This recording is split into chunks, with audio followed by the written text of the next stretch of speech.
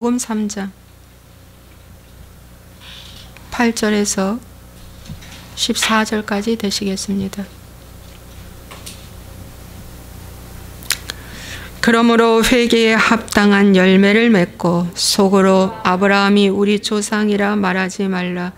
내가 너희에게 이르노니 하나님이 능히 이 돌들로도 아브라함의 자손이 되게 하시리라. 이미 도끼가 나무 뿌리에 놓였으니 좋은 열매 맺지 아니하는 나무마다 찍혀 불에 던져지리라. 무리가 물어 이르되 그러면 우리가 무엇을 하리까?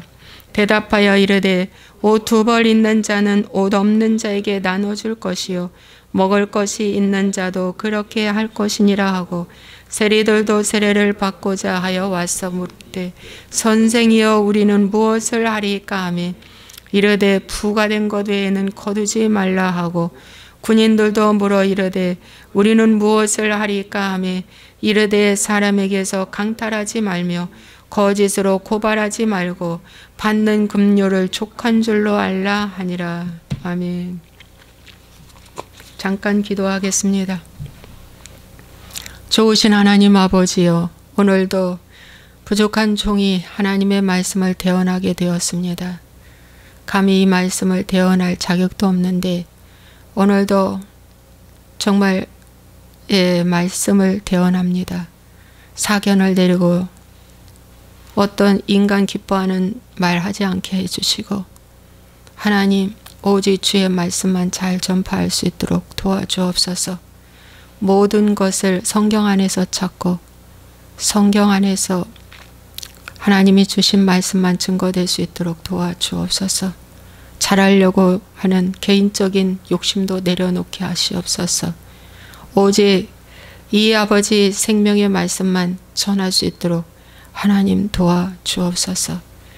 귀가 열린 자, 귀 있는 자는 성령이 귀에 들게 하시는 말씀을 들을지어다 라고 하신 말씀처럼 오늘 이 마지막 때에 모두 다 눈먼 자, 귀머거리 자들이 많은데 하나님 귀가 열려 이 말씀이 들려질 수 있도록 도와주옵소서.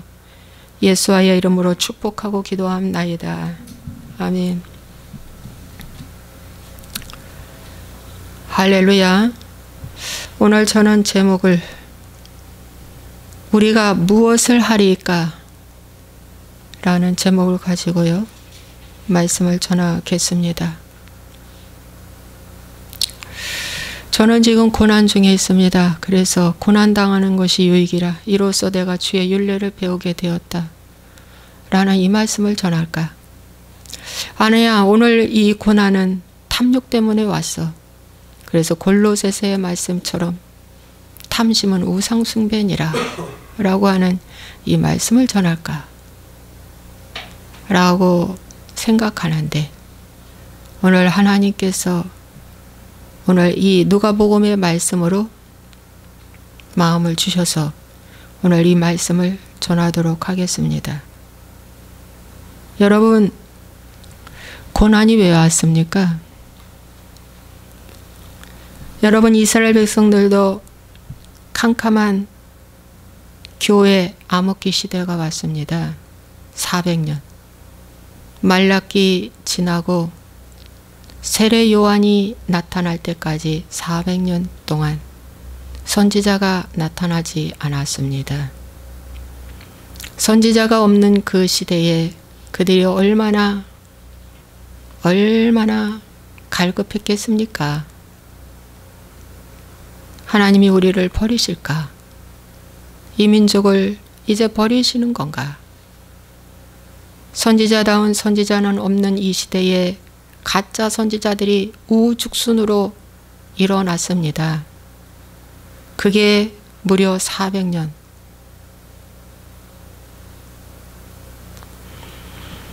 애굽의 400년, 430년 동안 애굽 생활 얼마나 힘들었는지 부르짖었습니다.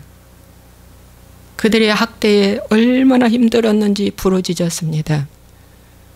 하나님은 광야에서 일찍이 훈련시킨 모세 선지자 모세를 애굽에 급파하여 이스라엘 백성들을 출애굽시켰습니다. 400년 동안 얼마나 부르짖게 사람들이 있었겠습니까? 그 말씀은 여기에 나오지 않습니다. 그 당시에 문명이 발달하지 아니하여 책이 있습니까? 성경책이 이렇게 가벼운 성경책이 있습니까? 성경책을 읽을 수가 있습니까? 그 당시에는 다 송아지 그 가죽으로, 양피 가죽으로 다 붓으로 쓴 모세오경인데, 그것도 평민한테는 절대 들어가면 안 됩니다. 제사장이 읽어줘야 합니다. 깜깜한 이 시기에, 문명도 깜깜한 이 시기에 그들은 너무너무 힘들었습니다. 너무너무 힘들었습니다. 그런데 이게 바로 고난이죠. 고난 중에 고난, 가장 큰 고난은 하나님의 음성이 끊어지고 임재가 끊어지고 나를 책망해주고 인도해줄 지도자가 없으면 얼마나 큰 고난이 오겠습니까? 그래서 고아와 과부가 불쌍하다는 거 아닙니까? 그들은 영적 고아가 됐고요. 그들은 영적 과부가 되어 있었습니다. 이스라엘 백성들은. 바로 이때에 말라기서의 말씀처럼 내가 한 선지자를 보내리라. 내가 선지자 엘리야를 보내리라. 말라기서의 마지막 절에 내가 선지자 엘리야를 보내리라 라고 했던 그 말씀, 400년 후에 침례 요한이 낙타 털옷을 입고 광야에서 외칩니다.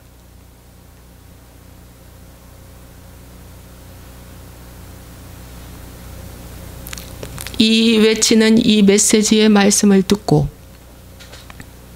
사람들이 반응했습니다. 여러분이 회개의 복음을 듣고 반응해야 합니다. 율법이나 기복신앙의 말씀을 듣고 반응하는 것은 내가 어쩌면 나를 기쁘게 할까? 어쩌면 내가 높아질까? 어쩌면 내가 더 좋아지게 할까? 라고 해서 봉사하고 기도하고 말씀 읽고 헌신하는 것들은 다 루시퍼가 보낸 것들입니다. 거기다 고난 한 번만 오면 하나님 원망하는 것, 바로 회개의 열매, 합당한 회개의 열매가 절대 아니라는 것입니다. 맞잖아요. 여러분, 이 캄캄한 시기에, 이 암흑기 시기에 침례 요한이라는 이 한 사람을 하나님이 보내셨습니다. 이 침례 요한의 가족은 그 부모, 그 선조들이 하나님의 성전에서 헌신한 자들입니다. 제사장입니다. 그 부모님이. 그들은 의로운 자라고 했습니다. 경건한 자손을 낳은 거예요. 불임이었다가 아주 오랜 후에 늙게 난 아들입니다.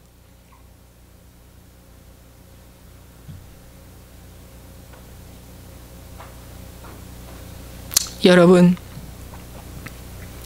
한 선지자가 나와서 외치는 말이었습니다. 회개하라, 천국이 가까이 왔느니라. 그러면서 여기 말씀에 너희 스스로 아브라함의 자손이라고 말하지 마라. 너희 스스로 난 구원받았어, 천국 간다, 이렇게 말하지 말라. 나는 완성된 구원인 것처럼 말하지 말라. 선민 아니다. 이 돌들로도 아브라함의 자손 만들 수 있다. 출신 배경 다 필요 없어. 이 돌이 출신 배경이 있습니까? 하나의 티끌인 이 돌이 출신 배경이 있습니까? 출신 배경 따지지 마. 인간 잘난 거 따지지 마. 업적 따지지 마. 이 돌들로도 아브라함의 자손 만들 수 있다. 너희들 선민? 구원받았다고? 하나님이 사랑하는 주의 백성이라고? 그걸 지적하면서 세례 요한은 말씀을 외칩니다. 이스라엘 백성들은 깜짝 놀랐습니다. 세상에 그동안에 잘 나간다, 잘한다, 복받을 것이야, 선민 이스라엘이다, 이렇게만 들었던 그들에게 너무나 충격적인 말이었습니다. 근데 그 중에 눈이 열리고 귀가 열려서 와서 침례 요한한테 묻는 첫 마디가, 그러면 우리가 무엇을 하리이까? 그러면이 있습니까? 여러분에게 그러면이 있습니까? 그러면 우리가 무엇을 하리이까? 그러면 내가 무엇을 하리이까? 사도행전 10장, 사도행전 22장 10절에 주님 무엇을 하리이까? 사도행전 9장에 다메섹에 사도 바울이 주님을 만났을 때 주님 무엇을 하리이까? 주님 무엇을 하리이까? 주님이 말씀하셨습니다. 여러분 진정 회개를 한다면 그러면 무엇을 하리이까? 내가 무엇을 하리이까? 그 질문 주님 앞에 올린 기억이 있나요? 아니면 몰랐습니까? 아니면 그런 말 묻기도 싫어요?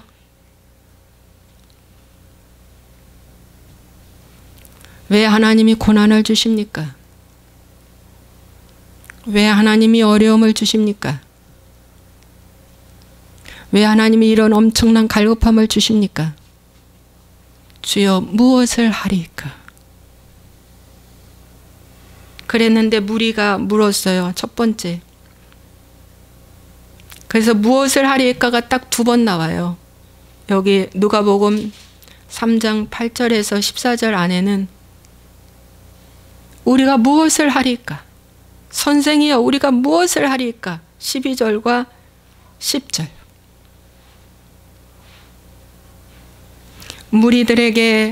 무리가 물었을 때 침례 요한은 말했어요. 옷 2벌 있는 자는 옷 없는 자에게 나눠줄 것이요 먹을 것이 있는 자도 그렇게 할 것이니라.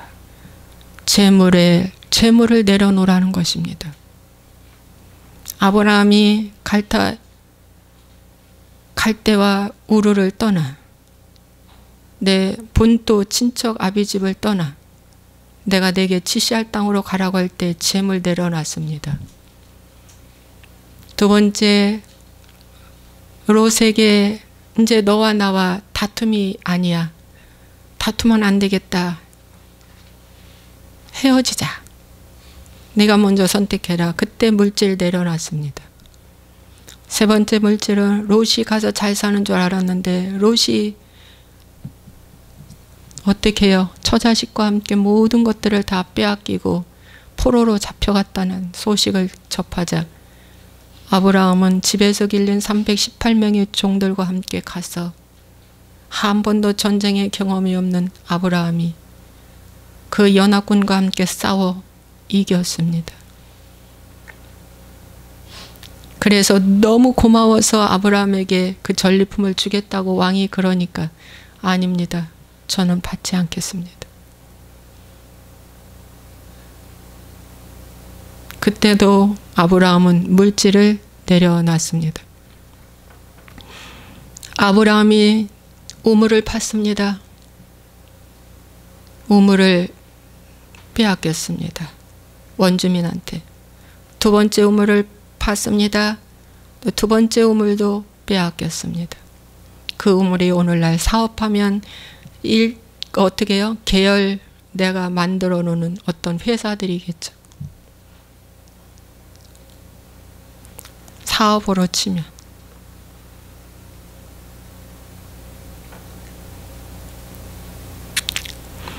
여러분, 내가 향하는 모든 것들이 하나님이 우연이라는 게 없습니다.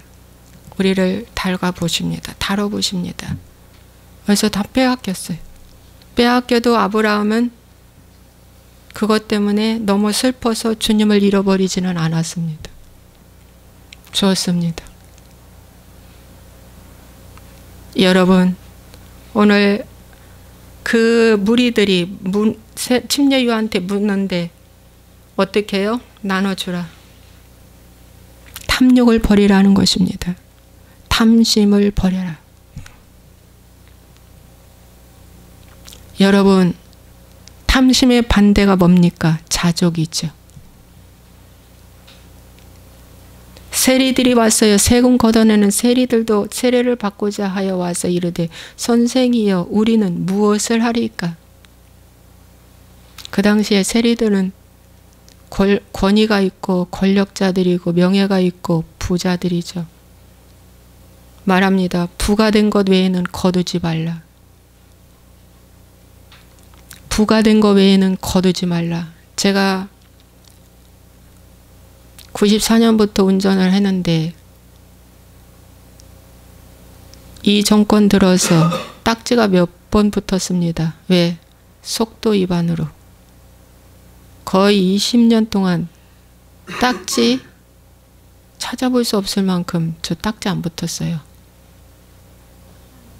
가는 곳곳에 CCTV 달아놓고 속도 내려놓고 하니까 속도 위반 세금이 부과되더라고요. 의도적으로 세금 걷어내려고 하는 이 모든 것들은 반드시 이 다음에 하나님의 심판을 받을 것입니다. 부과된 것 외에는 세금 걷지 마라. 시민들 너무 옥조이게 하지 말라. 스쿨존도 낮에는 30이라도 심야 9시 넘어서는 새벽까지는 학생이 거기 다닐 이유가 없잖아. 학교 다닐 이유가 없잖아. 그 시간에. 그러면 그 시간은 50에서 60으로 풀어줘야 합니다. 그래야 경제가 삽니다. 기름도 아낍니다. 똑같이 합니다. 여러분, 전기요금도요. 낮에는 비쌉니다. 그리고 한여름, 한겨울은 비쌉니다. 그러나 춘추 때는 전기요금이 낮에도 좀 쌉니다. 낮에도 조금 싸. 그런데 전기요금이 언제 더 싼 줄 압니까? 심야 시간. 심야 시간에는 전기요금도 싸요. 아마 여러분 가정에도 해당이 될 수도 있을 겁니다. 이런 어떠한 조율, 이 조율을 잘 해야 경제가 살아납니다.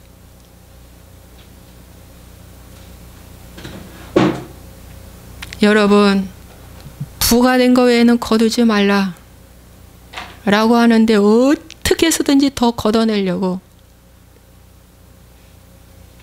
힘쓰고 애쓰고 하는 이러한 것은 사단 루시퍼가 만들어내 국민을 빚덜미에 얹어놓으려고 하는 것들, 사단 루시퍼의 작전입니다. 하나님 기뻐하지 않습니다. 이 설교를 하다 보니까 한 가지가 지금 번뜩 생각이 나는데, 큰 교회, 중형교회에서 교회 앉아도 되는 걸 갖다가 교회진다고 하면서 교육관 하나 더 줘야 된다고 하면서 건축 헌금 작정하게 하고 각종 헌금 봉투 다 수십 개씩 만들어 진열해 놓고 헌금하게 하고, 이거 다 부과된 세금에 더 부과시키는 겁니다. 하나님은 이러한 걸 기뻐하지 않습니다. 하나님 기뻐하지 않는 건 사람이 기뻐하는 것입니다. 여러분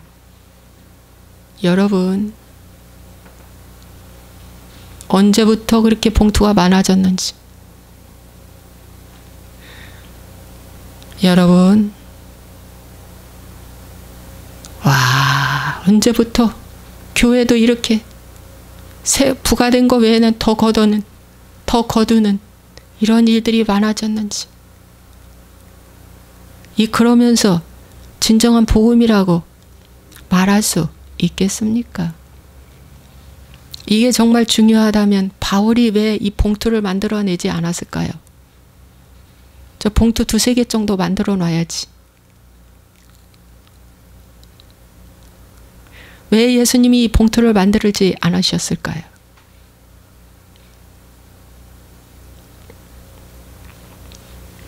군인들도 물었습니다. 우리는 무엇을 하리까? 3번 다 있네요. 군인들도 우리는 무엇을 하리까? 여러분 정말 회개하고 싶습니까?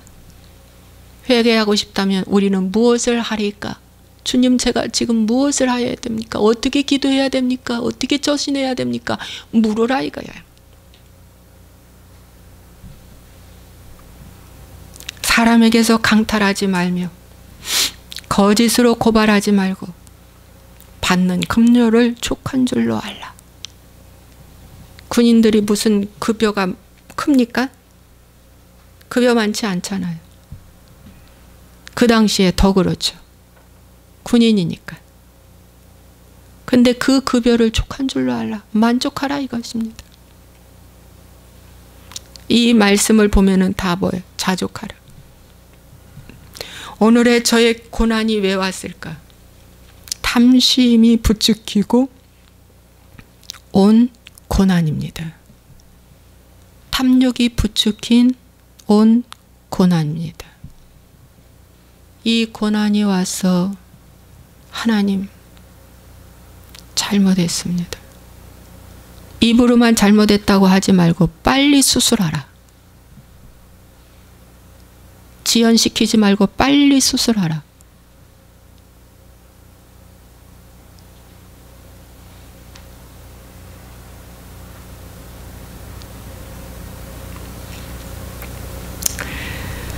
바울도 다메섹에서 주님 무엇을 하리까? 그랬더니 하나님 말씀하셨어요. 다메섹으로 내려가라. 들어가라. 그랬더니 이제 하나님 말씀하십니다. 너는 저 아나니아를 만나게 될 것이다. 아나니아를 만나줘. 바울의 눈이 열렸습니다. 아나니아 만나자마자 바로 안수함에 바울의 눈이 열렸습니다. 여러분 눈이 열려야 돼. 눈이 열려야 됩니다. 영의 눈이 열려야 됩니다. 그러고 나서 너는 이방인과 임금들과 이스라엘 자손들에게 전하기 위해 택한 나의 그릇이다 라고 사명을 주셨습니다. 누가? 그 아나니아가 와서 말씀을 전해줬어요. 임금, 이방인, 이스라엘 백성들에게 나의 말씀을 전할 그릇이다. 사명을 주었습니다. 그리고 이제 내 이름 때문에 고난 많이 받을 거야 라고 말씀해 주셨습니다.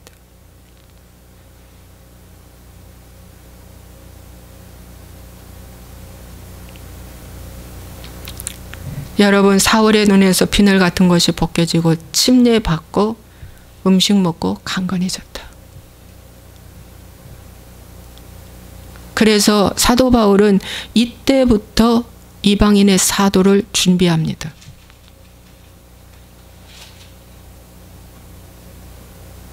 그런 오랜 숙고의 기간을 거칩니다. 사람을 만나지 않습니다. 오랜 숙고의 기간을 3년 이상에서 14년 동안 합니다. 그리고 사도로 이제 주의 일을 하게 됩니다. 여러분 오순절 성령 강림에도 사도행전 2장 37절에 어찌할꼬 베드로의 설교를 듣고 우리가 어찌할꼬? 이 어찌할꼬가 무슨 말씀이냐면 어떻게 해야 합니까? 그럼 우리가 어떻게 해야 합니까? 그럼 우리가 무엇을 해야 합니까? 똑같은 말입니다. 오늘날 세미나나 부흥회 하고 나면 본인 스스로 그러면 내가 뭐뭐 해야지 이렇게 해버리잖아요. 또 한 부류는 지금 내가 잘하고 있구나 이렇게 생각하고 있잖아요. 자기가 생각하고 자기가 결정해버리잖아요. 제가 그랬으니까 그 부분 잘 알아요. 그런데 정말 하나님의 이 말씀은 우리가 무엇을 하리까? 내가 무엇을 하리까? 몰룸에 와서 물어 어떻게 해야 할까요? 지금 처한 이 환경에 내가 어떻게 해야 할까요? 물어. 오순절의 날에 성령 충만했던 그 사람들이 와서 물었잖아요. 베드로에게. 베드로가 말해주잖아요. 어떻게? 회개하라. 그리고 침례받고 거듭남. 침례는 거듭남이에요. 거듭남 받고 죄사함 받으라. 그때 죄사함이 되는 거야. 근데 우리는 예수 믿는 즉시 죄사함 받았다고 하잖아. 그러니까 더 이상 회개할 필요가 없지. 더 죽을 필요도 없는 거야. 아니야. 회개, 침례, 죄사함 순서야. 그럴 때 성령의 선물을 받는다.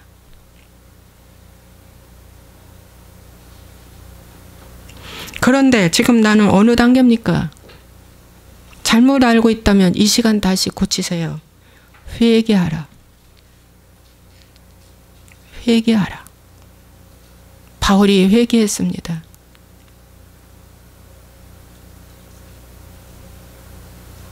그리고 바울이 침례받았습니다. 그리고 성령으로 충만했다고 나와 있습니다. 사도행전 9장 17절에.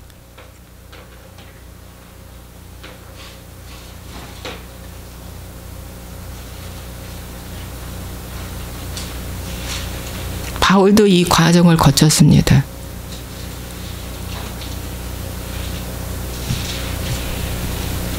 침례받았다고 그랬어요. 바울도. 그리고 성령으로 충만해졌다. 근데 오늘날 이걸 거꾸로 가르치고 있는 거예요. 여기에 속지 마시기 바랍니다. 이렇게 처방을 내려줬어요.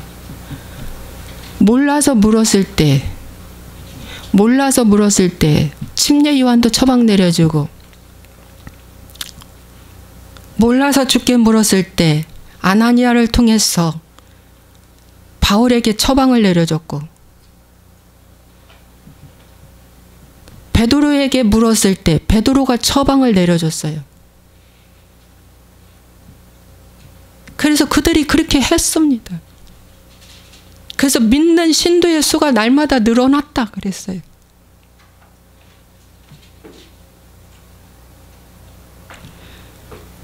답답하고 어려움을 당할 때 하나님, 내가 무엇을 하리까? 어떻게 해야 할까? 어떤 기도를 해야 할까? 이럴 때는 어떻게 해야 할까? 자주자주 일하면서 물으시기 바랍니다.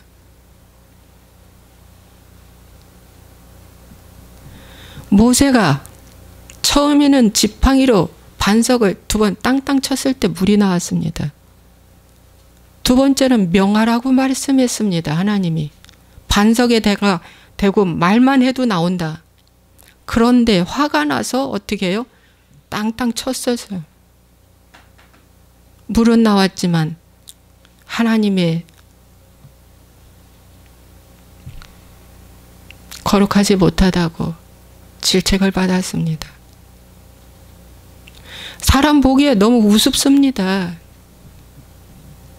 회개한다고 되나? 뭐야? 아니 군인들에게 자족하라니 그 받는 급료를 그 족한 줄로 여겨라. 그것이 회개의 삶이다. 그것이 정말 회개에 합당한 열매다. 그 일이 작아서 우리는 투잡을 하잖아요.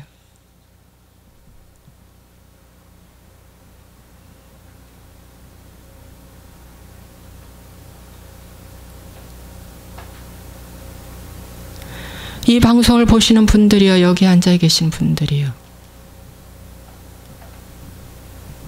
극한 어려움과 힘든 일을 당해서 도저히 주님이 조용하십니다. 고난의 때는 주님이 조용하십니다. 욥을 봐도 주님이 조용하십니다. 앞을 봐도 주님이 안 보여. 뒤를 봐도 주님이 안 보여. 양옆을 봐도 주님이 안 보여. 욥기 21장. 그런데 욥이 23장 고백해요. 나의 가는 길을 그가 하시나니 나를 단련하신 후에는 내가 정금같이 나오리라. 고난할 때 주님이 조용하십니다.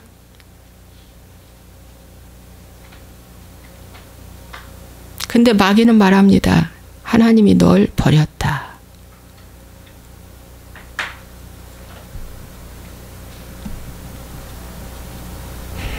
거기에 속지 마시기 바랍니다. 하나님, 이 어려운 사이에 무엇을 하리까가 바로 이제 배가 침몰 직전이 됐는데 제자들이 예수님이 어딨나고 찾았어요. 예수님이 저 배 밑창에 주무시는 거예요. 그 예수님을 깨웠어요. 지금 폭풍을 만났다고.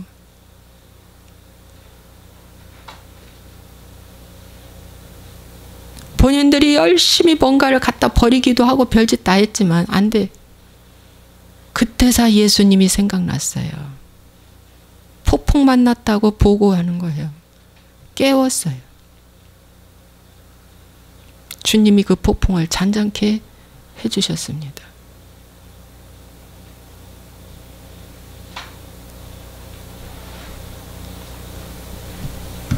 여러분이요, 오늘 이 말씀에 이 고난 앞에 우리가 어떻게 무엇을 하리까 라고 하는 이 질문을 계속 하십시오. 하시고 어떻게 해요? 그대로 하나님이 주시는 대로 순종하는 거예요. 더 이상의 탐욕은 부리지 말 것. 더 이상의 욕심은 부리지 말 것. 내가 탐욕을 부릴수록 남을 망하게 한다. 가족을 힘들게 한다. 그리고 하나님의 그 정죄, 마귀가 하나님께 정죄해요.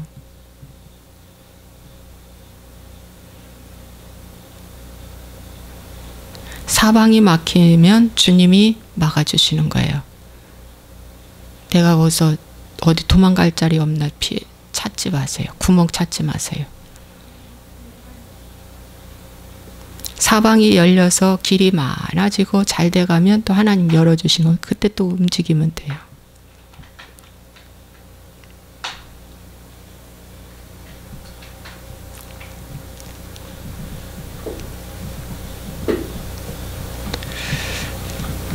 고난 앞에 지금 저의 모습은 주님께 너무 죄송해서 요청한 기도가 안 나와요. 뭐 주십사 어쩌고 그렇게 기도가 안 나와요. 주님 죄송해요. 주님 도와주세요. 죄송해요. 이럴 때는 어떻게 기도를 해야 할까요?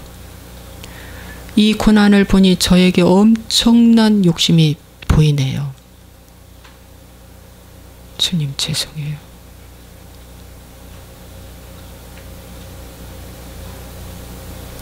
그런데 이런 기도가 나와요. 자, 이 시간 기도하겠습니다. 하나님 아버지, 오늘 이 말씀을 잘 생각해 보기를 원합니다. 침례 요한의 메시지에 그들이 반응했어요. 우리가 무엇을 하리까? 다메섹에 바울이 주님을 만났어요. 주님 무엇을 하리까? 오순절날 성령 강림에 많은 사람이 그럼 우리가 어찌할꼬? 방향 전환 하고 싶다는 말입니다. 태도도 언어도 생각도 바꾸고 싶다라는 고백입니다. 하나님, 그렇게 할 수 있도록 도와주시옵소서. 그리고 이제는 전에처럼 믿었던 생각과 행동을 버리고 이 죽을 정도로 어려움을 닥친 이 시기에 하나님 정신 차려야 되지 않습니까? 왜 왔습니까? 나 한 사람의 탐심 때문에 오늘 이 문제 온 거 아닙니까? 그 탐심이 영의 눈이 가리고 귀가 가려서 무지하고 무능한 것 때문에 온 거 아닙니까? 하나님, 그래서 회개하며 다시금 눈을 열어달라고 간절히 기도해야 됩니다. 주님 축복하여 주시고 이 말씀을 곰곰이 생각하며 회개의 기회가 되게 도와주옵소서. 예수와의 이름으로 축복하고 기도합나이다. 아멘.